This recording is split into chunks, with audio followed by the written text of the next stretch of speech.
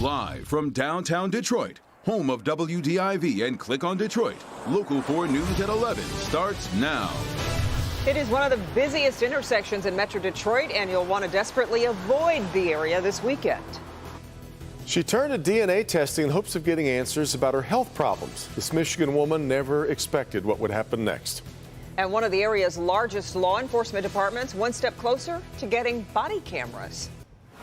All coming up, we're going to begin, though, with more heat on the way and then the humidity not far behind it. So, Ben, what should we expect on Friday and into the weekend?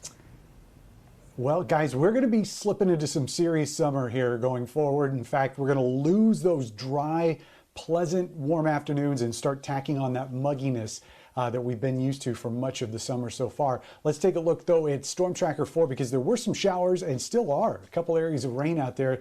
Not a ton, but a few downpours even across parts of St. Clair County. You can see that running just off to the west of Port Huron, headed out towards the lake. But when we look back at the 6-hour rainfall, you can see how little of the area has seen rain. Couple swaths here and there, but places that have seen those downpours, especially that northern area of Macomb County, there's some spots that picked up a ½ inch of rain plus with those very quick areas of rain. 84 was our high temperature today. We will get there and then some tomorrow. That's your 4-zone forecast. Metro zone numbers anywhere between 86 in Romulus and 88 in the city tomorrow. A lot of mid-80s outside of that.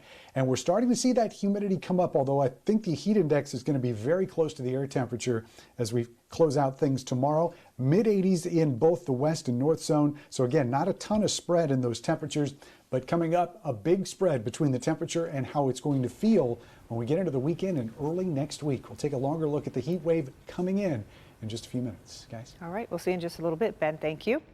Emergency work begins tomorrow morning at one of the busiest intersections in Metro Detroit, the corner of Hall Road and Van Dyke, which is already a construction hotspot, now needs more work. And as Jason Colthorpe reports, it will mean lane closures.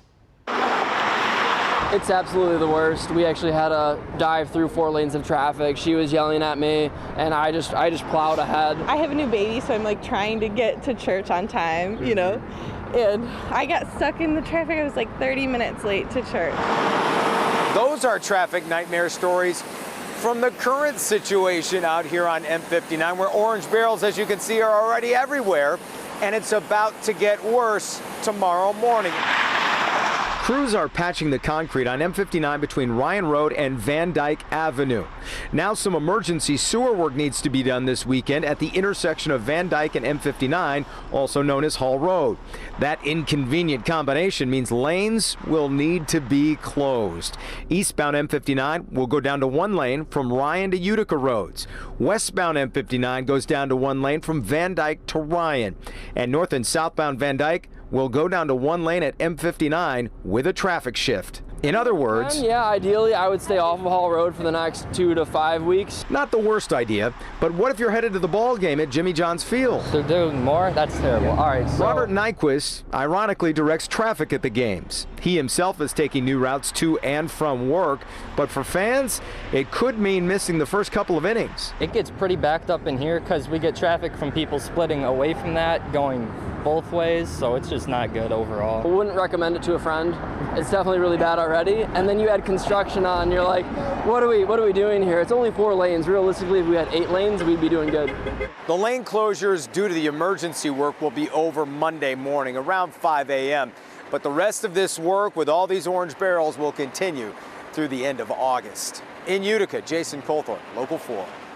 All right, Jason, the search continues tonight for 2 children who were improperly taken by their father. The Oakland County Sheriff's Office says Joshua Breckenridge took 22-month-old Avery and 9-year-old Jaden from their mother's home in Independence Township. It's believed Breckenridge is heading to North Carolina with the children, driving a white 2003 GMC Yukon, which he stole from the mother. Police say the father is on a tether and is not supposed to leave the state. A West Michigan woman meeting family members tonight she never knew she had. It all started when she submitted a DNA sample to myheritage.com and found out more than she ever imagined. Mara McDonald in Lansing with her story. Devin, Lizzie Schultz knew she was adopted. She knew that her biological mother had opted for a closed adoption. So when she sent off a DNA sample to myheritage.com, she really didn't think she was going to be coming up with a second family. Everybody group up. I wish your dad was here. She was looking for genetic answers after she survived a bout with cancer and ended up finding a half-sister, half-brother, aunts, and cousins who lived all of an hour away from her for most of her life. Honestly, the only reason I was looking was health reasons. I was tired of getting all these ailments, and I didn't want to just keep guessing what I'm gonna get. Schultz didn't think too much of it once the matches on myheritage.com started rolling in with third and fourth cousins, and really didn't check the site to see that a sibling had popped up until that half-sister reached out to her on Facebook. It turns out Lizzie's biological father passed away in 2008 and had no idea of her existence. I just can't believe that I have another chapter of my life out here. It's just another book to add to my story. Schultz still knows next to nothing about her biological mother, but you can bet when those DNA matches come through, she's going to look a little closer. We're in Lansing. I'm Mara McDonald, Local 4. Okay, Mara, thank you. Tonight, a second vaccine manufacturer says there should be booster shots to fight the Delta variant. It's Moderna, who believes boosters are necessary this fall, joining Pfizer in calling for a third shot. Federal health officials say boosters aren't needed yet. Meanwhile, the White House COVID response team announcing today they do plan to offer boosters to people who are immunocompromised. The CDC's director says the U.S. could be headed for the worst part of the pandemic yet if more people do not get vaccinated. What we're seeing in our projections demonstrates two different extremes. If we work together, unify as a country, vaccinate everyone who is interested and unvaccinated, and put our masks on to prevent disease, we could really control this in a matter of weeks. However, our models show that if we don't do so, we could be up to several 100,000 cases a day, similar to our surge in the early January. Sobering. Meanwhile, California becomes the first state to require the vaccine for all healthcare workers. Workers who don't get the shot will have to take regular COVID tests. Residents evacuate a 3-alarm fire burning in a Detroit apartment building. It happened near the Masonic Temple. The fire was burning on an upper floor. No injuries were reported. Detroit Fire says there was a crew working on the roof earlier, and they're looking into whether that has anything to do with the fire. President Biden addressing the semiconductor chip shortage that has impacted automakers the world over. Never again should we be in a situation we face today with a semiconductor shortage. And we know these kinds of federal investments, we know that they work. It was the Defense Department and NASA that got the modern semiconductor industry on its feet decades ago. President also signing an executive order today calling for electric and zero-emission vehicles to make up half of all new cars and trucks sold by 2030. It's an executive order that is non-binding, but it establishes federal expectations that automakers quickly transition from gas-burning vehicles to electric.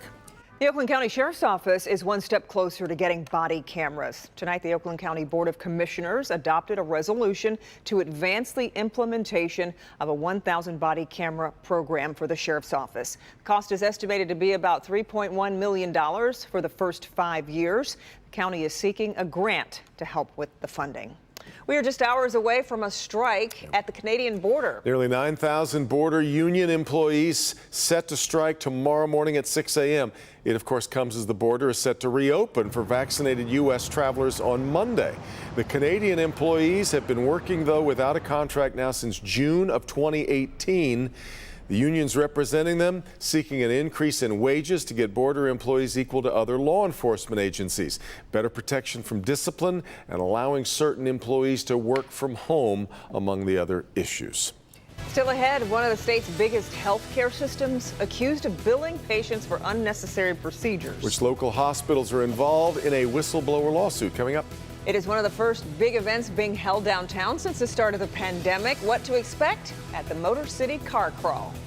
But first, 2 dogs snatched from a backyard in Detroit. We've got the video and more on where the dogs are now coming up.